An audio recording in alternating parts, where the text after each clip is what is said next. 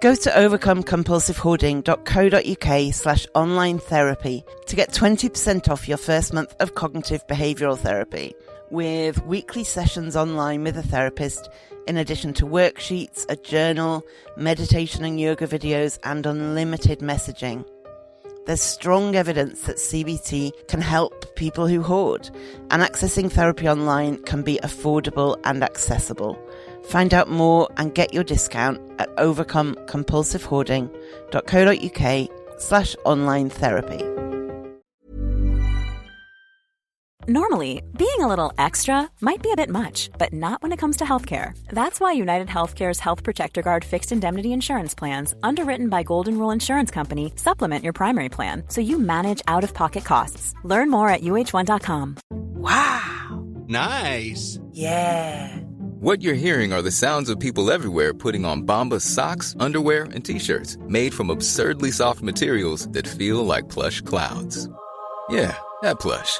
And the best part? For every item you purchase, Bombas donates another to someone facing homelessness. Bombas. Big comfort for everyone. Go to bombas.com/ACAST and use code ACAST for 20% off your first purchase. That's bombas.com/ACAST. Code ACAST. Think of all the sleep hacks you've ever heard. You could spend years trying them all, or you could instantly transform your sleep with Boll & Branch. They make the softest, most breathable bedding you'll ever feel. And it's all 20% off. That's their best sale of the entire season. Millions of sleepers love their buttery soft sheets, airy blankets, cloud-like duvets, and so much more. And you can try all of them for 20% off with promo code BUTTERY20. So hurry to bollandbranch.com today. That's BOLL and branch.com. See site for details. Welcome to the Overcome Compulsive Hoarding with That Hoarder podcast. I am drowning in stuff and trying to find a way out. Listen as I explore the issues and delve deep as somebody profoundly affected by hoarding disorder. Find out more, including links to subscribe to the podcast and all my social media at overcomecompulsivehoarding.co.uk. Finally, I am not a doctor. I'm just a hoarder doing her best. So do seek professional support if and when you need it. So I'm going to start today with a review I received on Apple Podcasts USA. And the review was by 7 to 8 Teacher. And it says, "Found your podcast today. As I currently type this, I laughed out loud. The podcast on avoiding distraction began to play. Wow, talk about the power of suggestion. I immediately paused this episode so I could finish my review honestly and then return to it with rapt attention. Thank you for speaking truth and leasing me a safe place to explore this part of my life. I have not let any family member or friend in my home for more than 4 years. It is shameful. I am so glad I found your podcast because you have become a person I can count on. Thank you so much. Sincerely, Stephanie." Thank you, Stephanie. I'm glad you found me. I, too, haven't let family members or friends in my home for far too long, and it's definitely not just us. This is a really difficult problem to be dealing with, and I'm glad I can be of help. And you have also been of help, because every time somebody leaves a review, it helps other people to find me, and that's great. So thank you. So today I am going to talk about how the portrayal of hoarders in popular culture, online, is really damaging. It contributes to stigma. It's very othering. People talk about us like we're some separate species to look at in a zoo. And I think dramatising what is a mental illness, well, it's unhelpful, but I think it goes beyond unhelpful into actively destructive. And I appreciate, obviously, that hoarding is not something that happens in isolation, and it's not something that has no impact on other people. especially if we have children or other people who live with us. It's an issue, but it can also affect neighbours. It's not a problem-free mental illness, but it is a mental illness. And when it is turned into entertainment, when it is turned into something exciting or funny or lurid to talk about to get clicks to your website, to your YouTube video, to your podcast, we as hoarders are dehumanized just a little bit. And the more that happens, the more people feel they have the right to continue that dehumanization and to humiliate us. And that's not okay. It's not okay. It's not okay for any mental illness. It's not okay to laugh at somebody who's hearing voices. It's not okay to be disgusted by somebody who is having a manic episode. It is not okay to think that somebody who's depressed is a bad person. And it's not okay to make TV shows designed to turn us into a spectacle to be gawked at. That dehumanization, that othering, it turns us into them in an us and them scenario. We're kind of outsiders. And then people come in to help us, and I use help in very much inverted commas. And then we may be distressed when that happens. And all of that is turned into entertainment.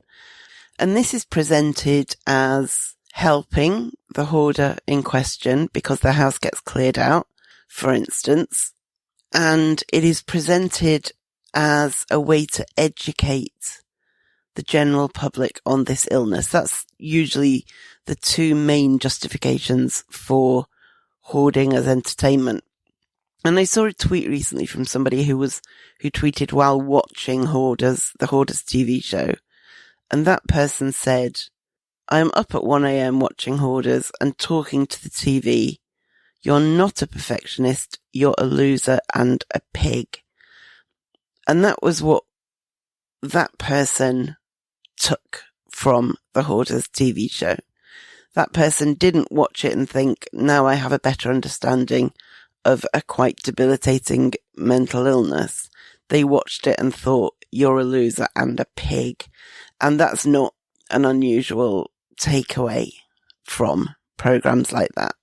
And that convinces me that this is not media that is helping people to understand what's really going on with us. And I'm not saying it's okay to live in a hoard, and I'm certainly not saying it's okay to subject other people to live in your hoard. But I am saying that this kind of approach is not helpful. It doesn't get anybody anywhere.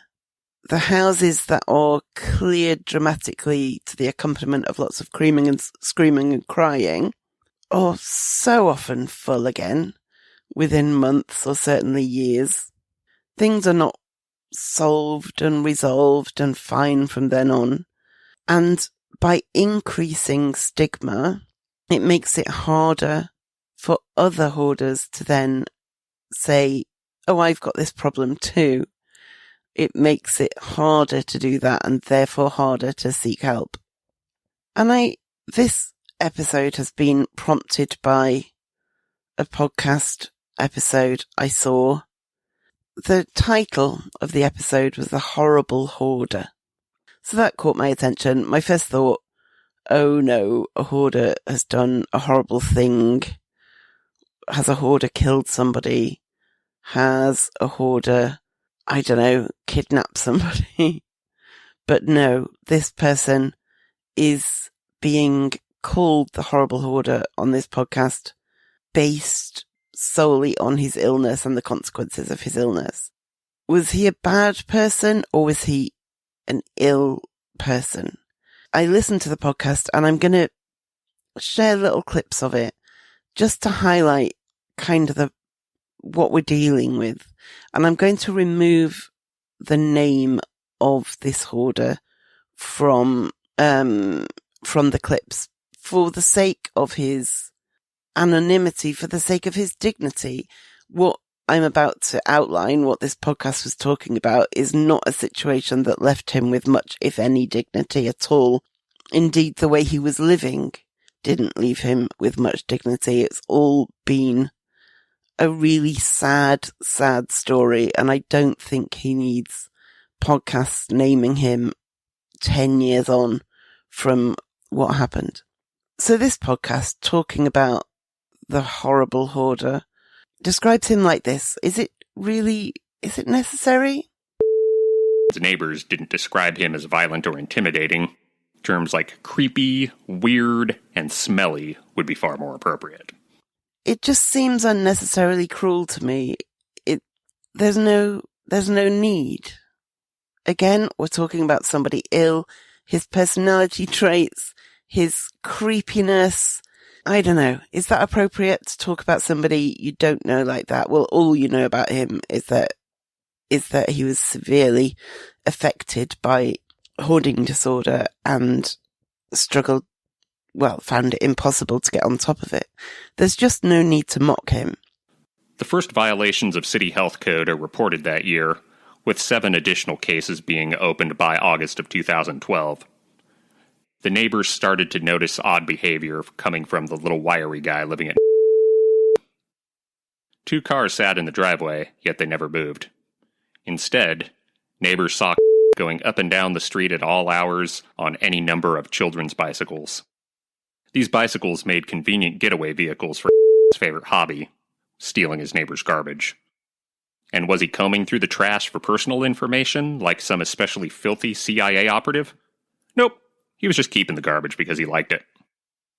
This wasn't the least of it, though, and was observed washing his clothes in the gutter, which to look at photos of him seemed to work about as well as you might expect.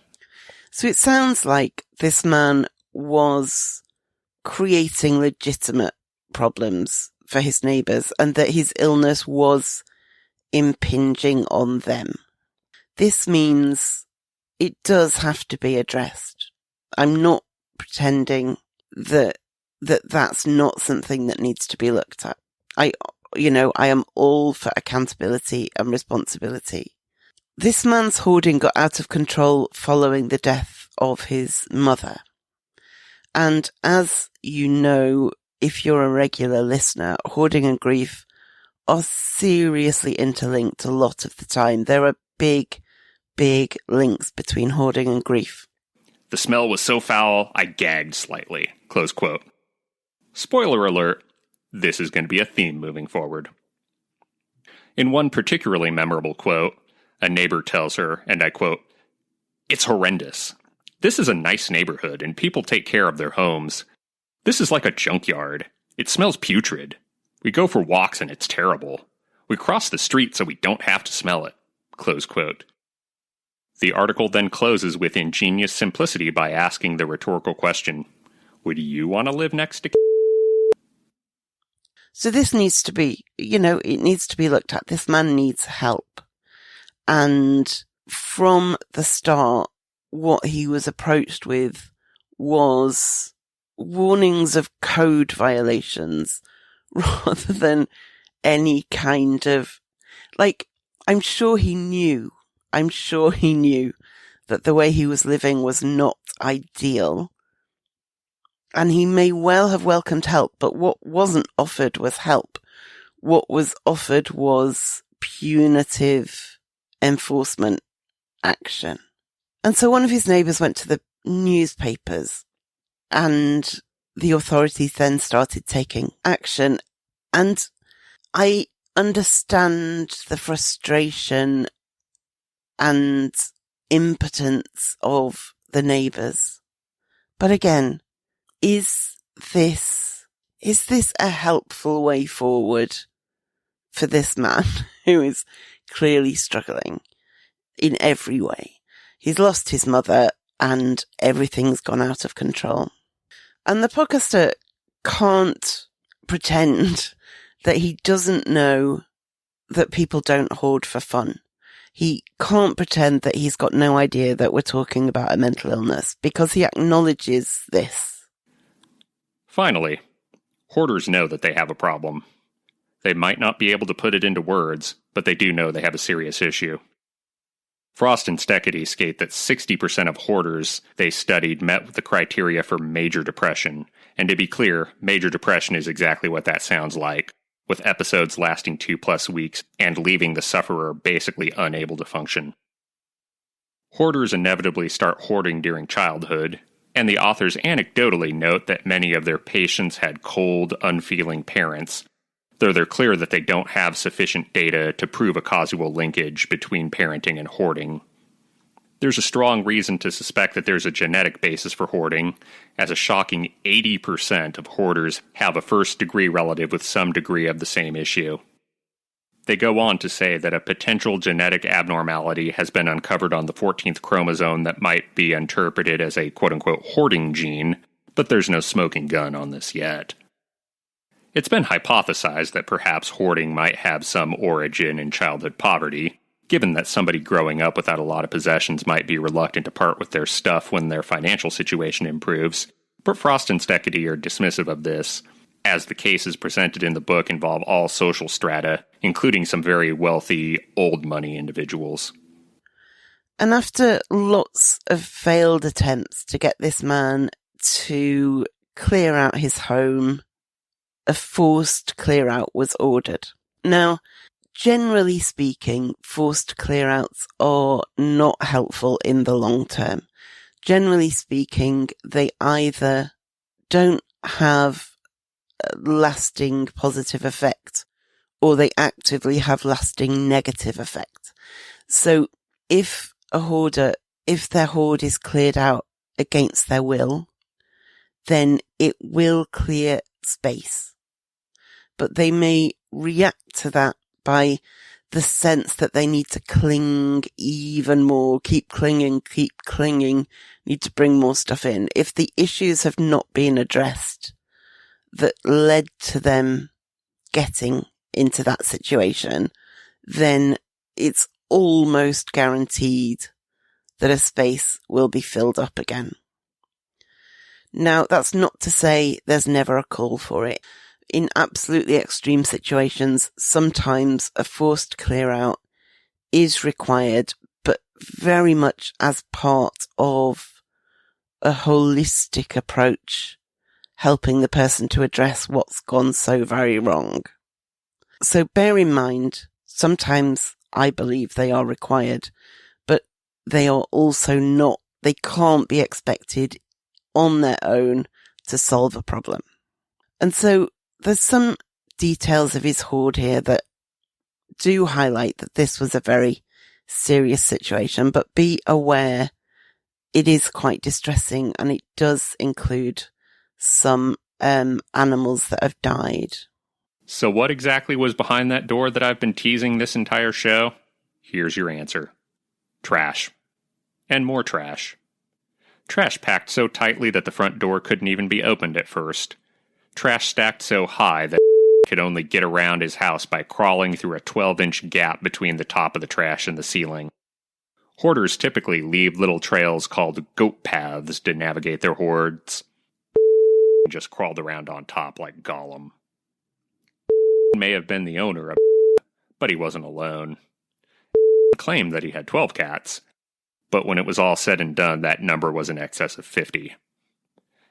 And if you look closely at the photos taken that day, you can clearly see brown discolorations on the ceiling that have the unmistakable look of what happens when you turn your whole house into a litter box. What else can we see in that trash pile?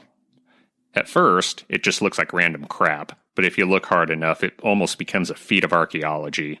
The mind reels at what could have been learned if one of the ancestors had owned a villa at Pompeii.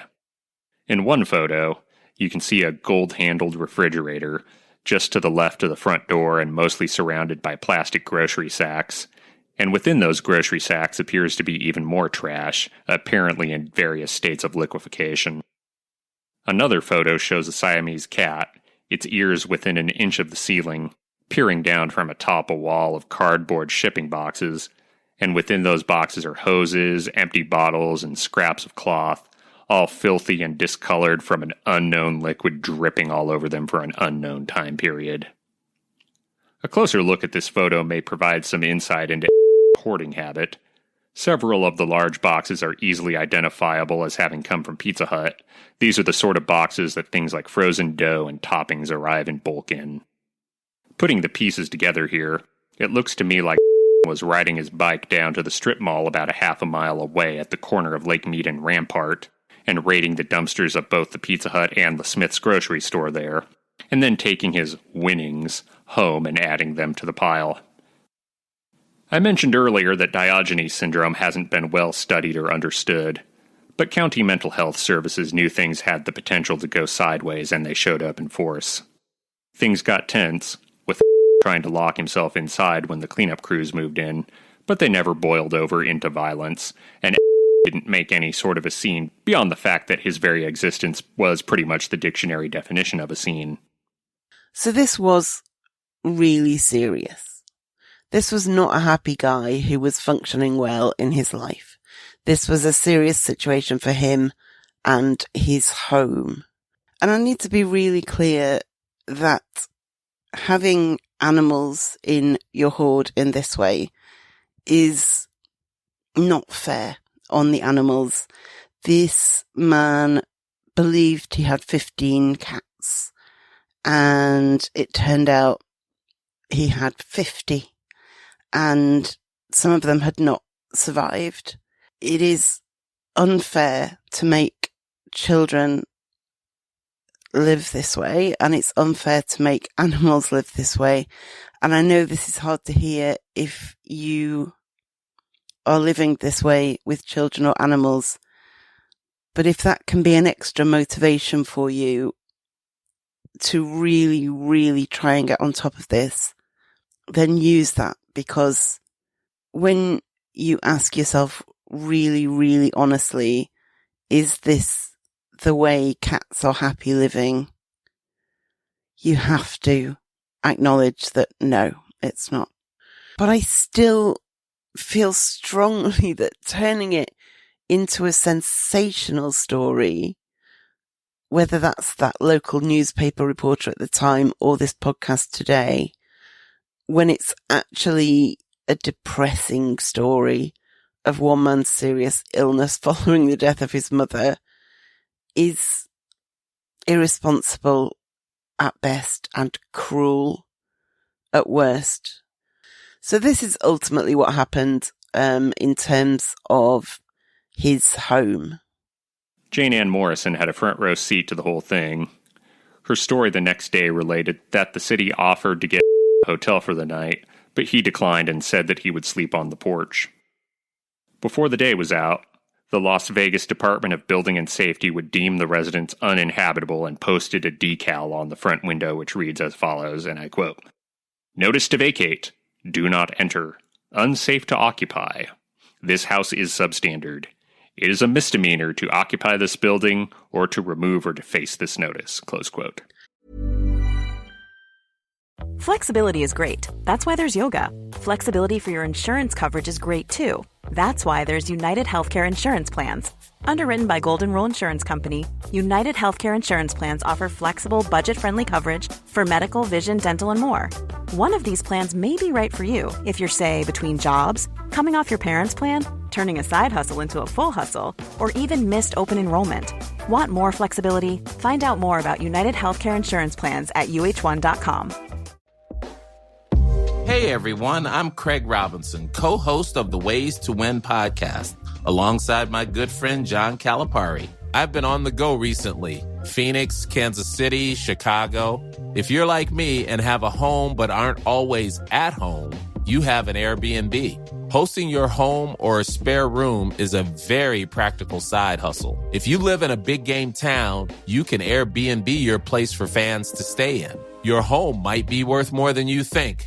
Find out how much at airbnb.com/host. And there's more questionable media involvement. The clean-out started on a Friday, which means that for the second Saturday in a row, Jane Ann Morrison had a cover story about the issue. This time, the story had the sort of accompanying visuals that the national press can't resist, with outlets like CBS and ABC News, Radar Online, and the New York Daily News all picking up the story.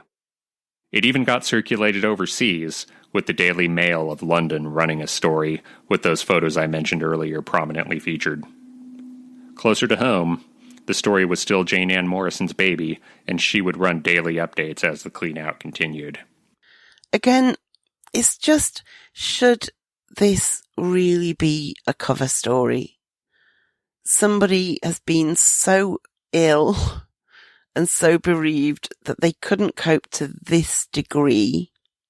Is that something we should feel empathy towards? Or is it something we should plaster on the front page of the local paper, naming the person and sharing photographs of their hoard? I can't imagine how that was for him. And again, I will keep saying this, that is not to detract from the problems that his illness was causing. But is this a caring, thoughtful approach? I'm just not convinced. And it was picked up by the Daily Mail, which should disqualify anything from being a decent story.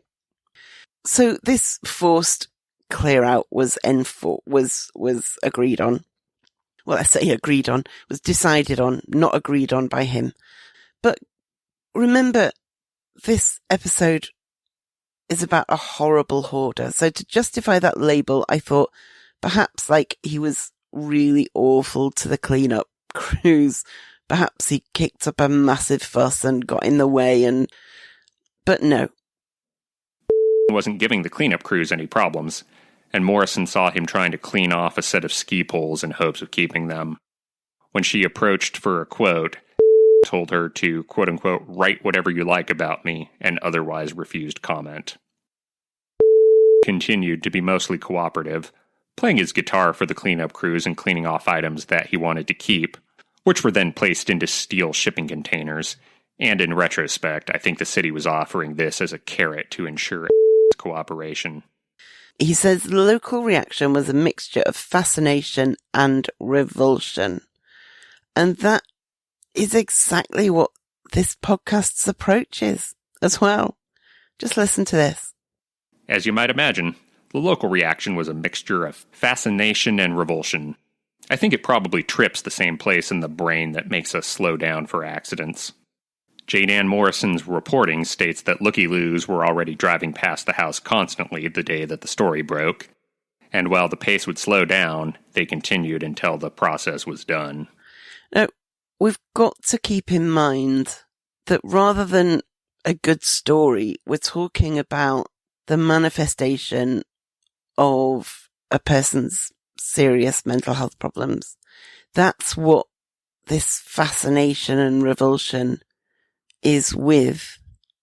And remember I said earlier that this podcaster was aware that this isn't something hoarders do for fun. He was aware that this is a mental health condition. He also reads a letter to the editor out that again clarifies that he's not unaware of the ethical and exploitative nature of covering hoarding in this way. The first letter, which I'm going to read now, is by somebody I'll call Christopher X. To the editor, Jane Ann Morrison's recent columns about the Sun City Hoarder were appalling, irresponsible, and unethical. This gentleman likely suffers from a severe mental illness. Most hoarders also suffer from depression. It has been shown in numerous medical studies that elderly depressed males living alone have a higher suicide rate than any other group. Additionally, this man clearly values his privacy and almost certainly is deeply embarrassed to be featured in a front-page article containing his name, pictures, personal information, and a printed map to his home. Undoubtedly, gawkers have been driving by his home taking pictures at all hours since Miss Morrison irresponsibly printed her news. This may further worsen any coexisting depression and could potentially lead to a fatal outcome. In a city of more than 2 million people, this story is not news. It is simply another example of the media and the American people taking pleasure in other people's misfortune. I understand that the neighbors feel victimized, and that the respective HOAs and city failed in their responsibility for code enforcement. That aspect of the situation is a valid news story, but that story could have been reported just as effectively without revealing this gentleman's identifying information, the tragic loss of his mother, and without describing him as, quote-unquote, disheveled with his pubic hair showing. Shameful. So ultimately, 44 truckloads of stuff were removed from this man's house. The house had to be gutted, all the drywall, pipes and wires even removed. And further reinforcing that this was not a well man, he was hospitalized in a psychiatric ward. His extended family said they were considering having him committed. And then he got criminal charges. It turns out that legal problems went beyond spending 72 hours in a psych ward. Before he got out, Metro brought the following charges. Failure to register a pistol. They found one in the house, and it's an open question as to whether or not he even knew that he had it. Public nuisance. Got 2 counts on that one.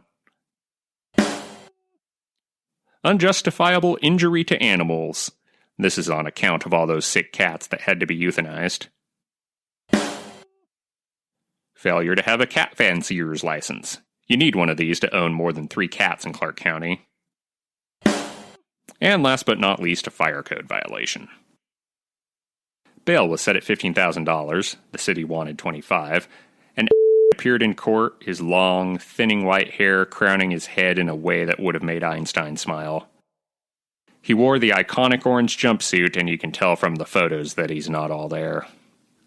So his lawyer said that he knew he needed help and he wanted help. And the bit that possibly blew my mind the most was that because of all this, he spent 4 days in jail and then a week in a mental health facility. To go to prison because your distress manifests in this way, it's just a bit mind-blowing. So ultimately, he was ordered to pay $95,000. The animal cruelty charges were dropped and he pleaded no contest to everything else and got a 358-day suspended sentence. And he moved into a new home and was ultimately evicted for, guess what, hoarding. No surprise there. Nothing was resolved. Of course nothing was resolved. He had a forced clear out, which sounds like it was necessary, but then he was put in prison. Like, that's not a solution to mental health problems. So I think this case really reinforces that forced clear outs on their own are not a cure. That's not to say that in this extreme case it wasn't necessary, but like with the TV shows where dramatic clear outs happen and then people refill their homes within months, we're presented as untreatable or ungrateful for the treatment we've received, when in fact what we've received is the wrong treatment, if it's treatment at all. And this, I didn't try to de-hoard for ages because I kept seeing, oh, they always fill the house up again, or it's got a 97% recidivism rate. And I just kept thinking, what's the point in trying to clear out my house when everything says that all that work will be in vain because I'll fill it up again later? When the message goes out, see, look what we did for this guy, and he still filled up his next place, we look like we're digging our heels in rather than that our distress has been magnified. And it all makes it harder to seek help as well. I think if you were a hoarder in that area at that time, and you'd seen that somebody else's case had been on the front page of the newspaper with their name and photos of their hoard, and you thought that was a possible outcome, would you seek help? Or would that discourage you? If you saw someone on Twitter saying you're a pig because of something they saw on TV, would that help you seek help? Or would it discourage you? I am so conscious of the shame that I feel, and I know from your messages that you feel. I'm so conscious of how much it limits the help I access, how much it limits the steps I take. And TV shows and podcasts that go, here's a gross story for your entertainment, are not something that contributes to an environment where we can openly say, I hoard and I need help. Because we don't know if the therapist or the doctor watches those shows. We don't know if that's their view of us. We don't know if we can tell our closest friends, because we don't know if they think it's a mental health problem or if they think we are ungrateful pigs that will never get better. I am not opposed to people who hoard being held accountable.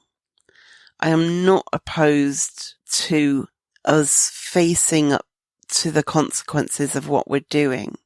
But I fail to see how criminalizing people, putting them on the front page of the local paper and putting us on TV at our most vulnerable help us rather than hinder our progress.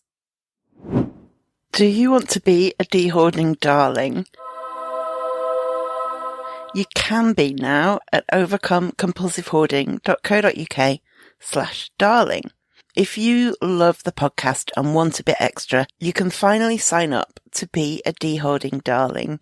Members will get an exclusive monthly post with an additional top tip, some podcast and music recommendations, and a personal update from me about how things are going. Find out the full details at overcomecompulsivehoarding.co.uk/darling. So my top tip this week is from the podcast 10% Happier, where Dr. Robert Waldinger has something interesting to say that could be really helpful, I think, if you have strained relationships with family members or anybody. And this does not apply if we're talking about somebody who is outright abusive or toxic for you to know. But if there's somewhere you have a tense relationship, this is quite a helpful thing to try. Have a listen. You also talk in the book about family relationships. What have you learned there? Well, again, that idea of constant change, we've found a very helpful framework, because one of the issues for families is we know each other, often we know each other from the time we're tiny, right? So you knew your siblings or your parents knew you as some little kid. So my 30-year-old son is about to go out the door and I find myself wanting to ask him, don't you want a warmer coat? And then I have to stop and think, wait a minute, he's not 6 years old. He'll manage with whatever kind of coat he chooses, right? He's 30 years old. What I notice is that my own sense of who he is doesn't always shift with time. We see this with siblings, where an older sibling was always the bossy older brother or older sister, and the younger ones are resentful. We all change. And in fact, this person could still be bossy, but often they've moved on and we might want to move on too. So we all want to keep looking closely at each other, right? To see, okay, who are you now? And for this, I go back to actually one of my meditation teachers who gave me an instruction that I found very helpful with family members, which is, with this person who I feel I know everything about and I know so well, what's here right now that I haven't noticed before? And if you can just set yourself that exercise with the person you think you've known forever and always know, that can be really helpful in making you more curious again and being more open to somebody showing up differently than they did 10 years ago. I'm definitely going to keep this in mind with certain relationships with people I've known for such a long time. And am I really seeing who they are now? Am I giving them a chance, or am I somewhere treating them as difficult because they were difficult when they were 10, or treating them as overbearing because they were overbearing when I was 10? It seems like an interesting idea, and I'm gonna try it. Okay, thank you for listening, and I will speak to you next time. Thank you for listening to the Overcome Compulsive Hoarding podcast. You can find more online at overcomecompulsivehoarding.co.uk. You can find me on Twitter at @thathoarder and on Facebook at Overcome Compulsive Hoarding with That Hoarder. To find out more about how you can support this podcast and the overall project, go to overcomecompulsivehoarding.co.uk/support. And do subscribe to this podcast so you make sure you don't miss any future episodes.